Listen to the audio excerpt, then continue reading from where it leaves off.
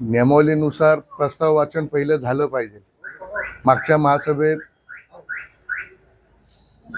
उपमुख्यमंत्री अजितदादा पवार यांचं मी एक पत्र दिलं होतं प्रस्तावाचं स्मृतीस्थळासाठी, त्याचं वाचन सभागृहात झालं पाहिजे म्हणून मी मागणी करत होतो। परंतु त्याच्या आतच प्रस्ताव वाचन चालू असताना मध्येच त्यांनी म्हणजे मला बोलायचं आणि त्यांनी हा विषय सोडून भलत्याच विषयाच्या ते मागं लागले, म्हणून तिथं मी विरोध करून पहिले प्रस्तावाला मान्यता दिली पाहिजे।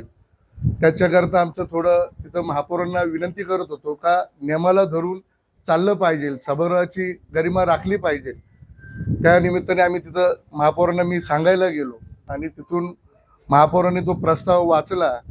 मी महापौरांचं, आयुक्तांचं, उपमहापौरांचं देखील अभिनंदन करतो का सर्व सदस्यांचं अभिनंदन करतो का एकमुखाने सर्वांनी तो प्रस्ताव मान्य केला। त्याचा ठराव देखील आजच्या आज होऊन तो आपण राज्य सरकारकडे पाठवणार आहोत आणि 27 तारखेला सुनेत्राताई नाशिकला आहेत, त्या दिवशी देखील सुनेत्राताईंची आपण त्या पेलिकन पार्क येथे छत्रपती शिवाजी महाराज उद्यान इथे आपण त्यांचं पाणी दौरा ठेवणार आहोत।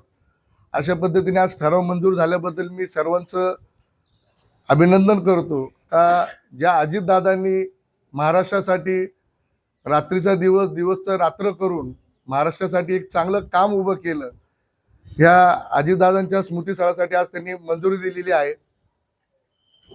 पण तुम्हाला हा प्रस्ताव मांडणी दिला जात नव्हता की काय होत होतं, म्हणजे वाद नेमकं कशामुळे झाला? तुम्हाला अजितदादांचं स्मारक उभारायचं यावर बोलून दिलं जात नव्हतं काय झालं?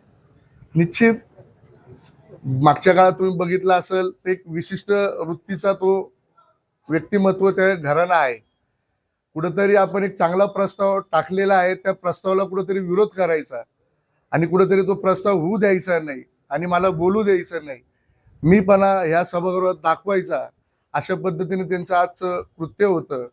परंतु ते कृत्य आपण सर्व सभागृहाने एकमुखाने त्यांना विरोध केला आणि तो प्रस्ताव वाचन करायसाठी आम्ही आग्रह धरून तो प्रस्ताव वाचला आणि तो मंजूर केला।